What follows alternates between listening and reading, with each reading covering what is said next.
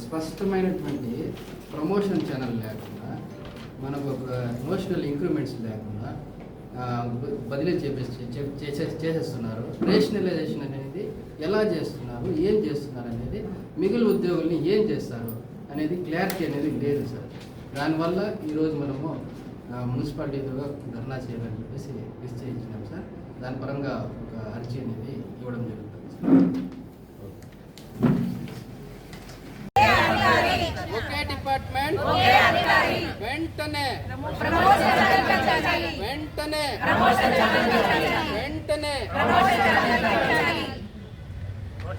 Notional increment ని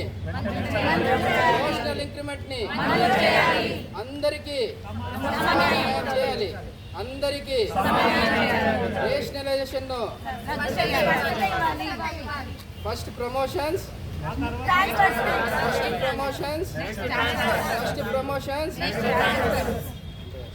అందరికీ నమస్కారం అండి.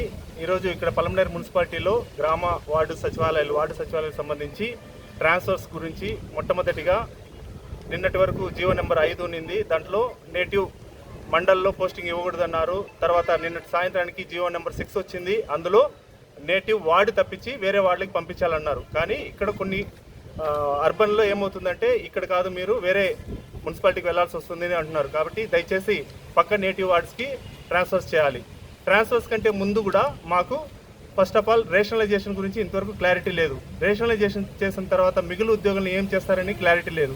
ఫస్ట్ రేషనలైజేషన్ చేసే ముందు మిగిలిన ఉద్యోగులను ఏం చేస్తారనేసి క్లియరెన్స్ ఇచ్చిన తర్వాతనే ట్రాన్స్ఫర్స్ అనేది చేయాలి. అదేవిధంగా చాలా రోజుల నుండి పెండింగ్ ఉన్నది, గవర్నమెంట్ దృష్టికి కూడా తీసుకుని వెళ్ళి ఉన్నారు.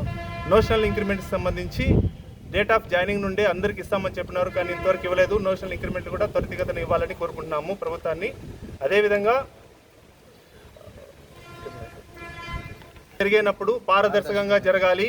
సీనియారిటీ లిస్టు ప్రకారం, మెరిట్ రోస్టర్ ప్రకారమే సీనియారిటీ ప్రకారం జరగాలి. వెంటనే ప్రమోషన్ ఛానల్ అనేది ప్రతి ఒక్క డిపార్ట్మెంట్కి రిలీజ్ చేసి ఫస్ట్ ప్రమోషన్ కల్పించాలి. ఆ తర్వాత రేషనలైజేషన్ ఉద్యోగులు ఏం చేస్తారో చెప్పాలి. ఆ తర్వాతనే ట్రాన్స్ఫర్ అనేది కల్పిస్తే అందరికీ కూడా ఉపయోగకరంగా ఉంటుంది, ప్రభుత్వానికి కూడా మంచి పేరు వస్తుందని ప్రభుత్వాన్ని సవినయంగా అందరూ కూడా వేడుకుంటున్నాం.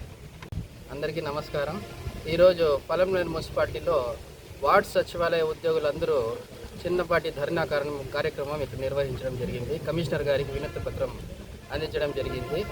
మా ప్రధానమైన సమస్యలు ఏమనగా, మేము ప్రొబేషన్ డిక్లేర్ అయ్యి లేట్గా చేశారు. దాదాపు మేము 9 నెలలు లాస్ అయిపోయాము. దానికి గాను 15,000 మాత్రమే ఉద్యోగం చేసుకుంటూ చాలీన జీతంతో నెట్టుకొచ్చాము. కానీ దాన్ని కూడా మాకు నోషనల్ ఇంక్రిమెంట్ కింద మంజూరు చేయాలా, కానీ అవన్నీ పెండింగ్లో ఉన్నాయి. ఆ తర్వాత ఈ వ్యవస్థలోకి వచ్చి పలు రకాల సేవలు పబ్లిక్కి మేము అందించినా కూడా మా మీద ఏమంటే కొంచెము చిన్న చూపు అనేది వ్యవస్థలో ఉంది. అది పోవాలా. తర్వాత మనకు ప్రమోషన్ ఛానల్ అనేది ఇన్ని సంవత్సరాల నుంచి 6 సంవత్సరాలు దాదాపు సచివాలయ వ్యవస్థ ఏర్పాటయ్యి ఇంతవరకు మనకు ప్రమోషన్ ఛానల్ లేకుండా రికార్డ్ అసిస్టెంట్ స్థాయి ఉద్యోగం చేస్తూ ఉన్నా కూడా మనకు ప్రమోషన్ ఛానల్ తదుపరి జూనియర్ అసిస్టెంట్, సీనియర్ అసిస్టెంట్ మనము ఒకే సచివాలయంలో ఒకే వ్యవస్థలో పనిచేస్తూ ఉన్నా ఒక్కొక్కరికి ఒక్కొక్క జీతం విధంగా ప్రభుత్వము నియమ నిబంధనలు తీసుకొని వచ్చింది. అలా కాకుండా ఇప్పుడు 10 మంది ఉంటే 10 మందికి కూడా ఒకే రకమైనటువంటి జీతాన్ని అమలు చేయవలసిందిగా ప్రభుత్వాన్ని మేము విజ్ఞప్తి చేస్తూ ఉన్నాము. తర్వాత మేము ఫస్ట్ రేషనలైజేషన్ అన్నారు. రేషనలైజేషన్ తర్వాత నేటివ్ మండల్ అని చెప్పేసి, నేటివ్ మండల్లో ఉద్యోగం చేయకూడదు అని చెప్పేసి జీవోఎంఎస్ నెంబర్ 5ని తీసుకొచ్చారు. కానీ దాన్ని మళ్ళీ సవరించి 6వ నెంబర్ జీవో కింద తీసుకొచ్చారు. దాంట్లో వార్డ్ టు వార్డు అంటే మున్సిపాలిటీ పరిధిలో పనిచేస్తున్నటువంటి సచివాలయ ఉద్యోగులు ట్రాన్స్ఫర్ పెట్టుకోవాలంటే దాదాపు 70 నుంచి 80 కిలోమీటర్లు దూర ప్రయాణం చేసి అక్కడ ఉద్యోగం చేయాల్సినటువంటి పరిస్థితి ఏర్పడింది. ఈరోజు కూడా జీవోఎంఎస్ నెంబర్ 6లో స్పష్టత అనేది లేదు. ఎందుకు అని చెప్పేసి అంటే, ఇప్పుడు చిత్తూరులో పనిచేసినటువంటి ఒక వ్యక్తి ర్యాంక్ 1లో ఉన్నాడంటే అతను ట్రాన్స్ఫర్ కింద పలమనేరుకు పెట్టుకున్నాడంటే ఇక్కడ అతనికే ఇస్తారు, కానీ మాకు ఇక్కడ ఉండే వాళ్ళకి సర్దుబాటు చేసే అవకాశం ఏమాత్రం లేదు. ఇది ఇచ్చారు కానీ దాని మీద స్పష్టత అనేది ఏమాత్రం లేదు. దయచేసి దాని మీద స్పష్టత ఇవ్వాల్సిందిగా కమిషనర్ వారిని మరియు ప్రభుత్వాన్ని విజ్ఞప్తి చేసినాము. ఆ తర్వాత మాకు ప్రమోషన్ ఛానల్ క్లియర్ కట్గా చూపించాలి. అలాగే ఇక్కడ సచివాలయ వ్యవస్థలో అన్ని డిపార్ట్మెంట్ల కింద దాదాపు 30 డిపార్ట్మెంట్లు మా మీద అజమాయిషి చేస్తూ ఉన్నారు. ఎవరు ఏ పని చెప్పినా కూడా చేసుకుంటూ పోతా ఉన్నాం తప్ప ఎవరిని కూడా మేము ఇది చేయలేదు.